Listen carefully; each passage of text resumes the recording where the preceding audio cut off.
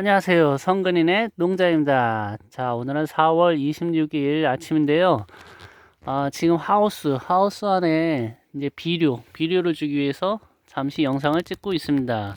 자, 비료 주는 법을 좀 알려드리도록 해 보겠습니다. 자, 지금 여기 하우스 안은, 뭐, 고추, 단호박, 오이, 호박, 뭐, 이렇게 굉장히 여러 가지가 심겨져 있는데, 전부 이제 4월 9일 날 정식을 한 겁니다. 그래서, 2주가 좀 지났죠. 벌써 오늘이 26일이니까 17일째입니다. 보통 이제 고추 위주로 좀 말씀을 드릴게요. 제가 이제 고추가 주장목이다 보니까, 고추 위주로 한번 말씀을 드려보도록 하겠습니다. 자, 보통 고추 같은 경우는 이제 정식을 하고 나서 한 10일, 7일에서 10일 정도 되면 이제 잔뿌리가 다 내린다 그랬잖아요.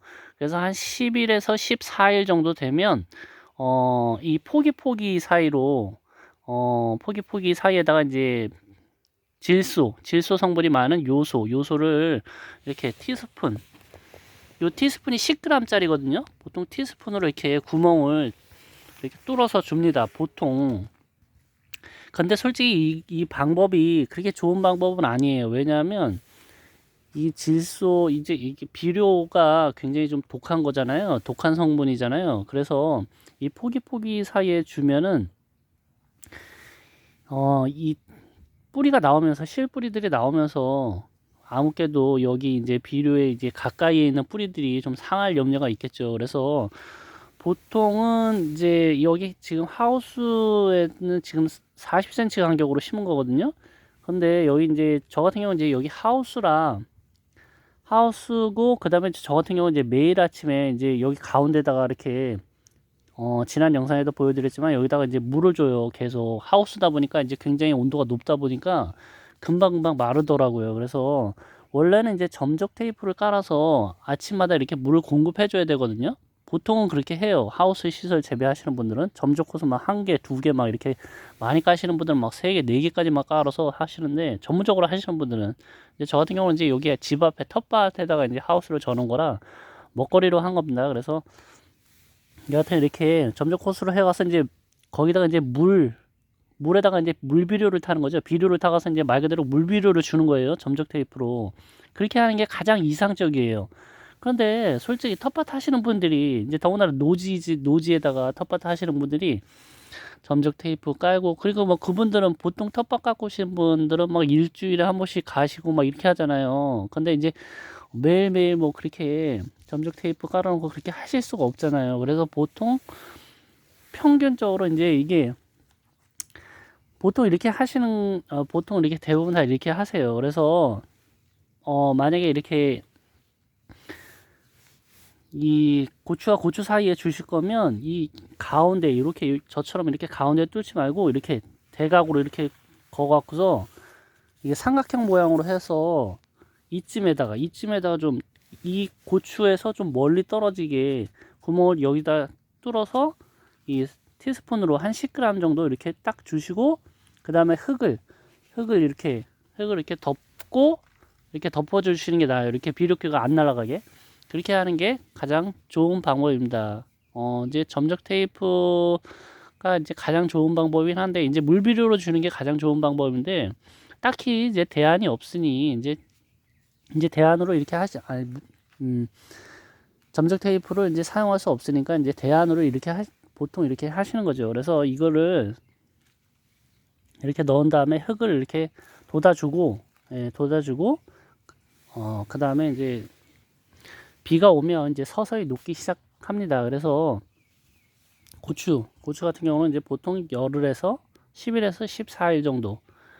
어떤 작물이든지 똑같아요. 보통 이제 뿌리 활착, 이제 잔뿌리가 막 내리기 시작해서 이렇게 내리기 시작하면 비료를 이제 공급해 줘야 돼요. 왜냐하면 처음에는 이제 어릴 때는 질소 위주로 줘야 돼요. 말 그대로 빨리빨리 키워야 되는 거죠. 그래서 빨리빨리 키워서 어 저항성을 빨리빨리 이제 저희 사람도 똑같잖아요. 아기 때보다는 청소년 때보다는 이제 어른이 되면 이제 이게 면역력 같은 게 이제 더 세지잖아요. 말 그대로 얘네들을 빨리빨리 성장을 시켜서 면역력 같은 경우로 이 병충해로부터 이제 음? 저항성을 좀 키워주는 거죠. 그래서 어릴 때는 얼렁얼렁 키를 키워줘야 됩니다. 그래서 반드시 10일에서 14일 정도 되면 요소를 작물에서 좀 멀리 떨어지게, 최대한 좀 멀리 떨어지게 해서 비료를 10g씩 주시면 되겠습니다. 자, 지금 여기 지금 오늘 아침에도 좀 기온이 좀 낮은데 하우스 아니라 확실히 작물들이 달라요. 이게 보면 지금 노지에도 이제 여기 집 주변에 노지에도 이제 고추를 제가 이제 한 10주 정도 10주에서 15주 정도 심어놨는데 겨순이 이렇게 나오진 않았어요. 지금 벌써 2주 됐는데도 아침 날씨가 춥다 보니까 보통 이제 작물들은 10도 이하로 내려가잖아요. 아침 기온이 10도 이하로 내려가면 말 그대로 크질 않아요. 휴면 상태로 그냥 들어가 버려요. 얘네들이. 그래서 근데 이제 하우스 안이라 얘네들은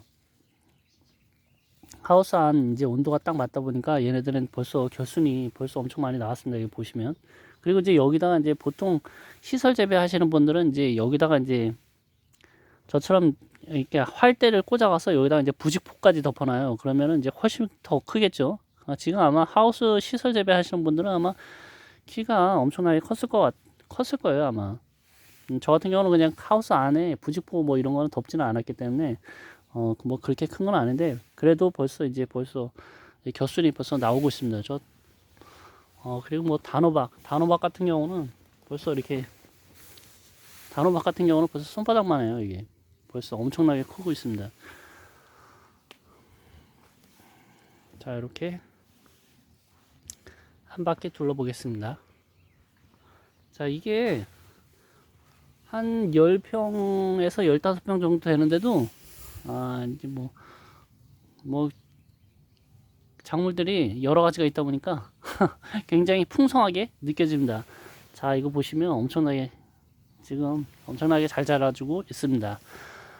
자, 오늘은 이렇게 비료 주는 법에 대해서 한번 말씀드렸습니다. 비료 주는 법, 그 다음에 뭐 비료를 언제쯤 줘야 되는지 한번 말씀드리려고 영상을 찍었습니다. 자, 오늘도 행복한 하루 되시기 바라겠습니다. 구독과 좋아요 부탁드리겠습니다. 감사합니다.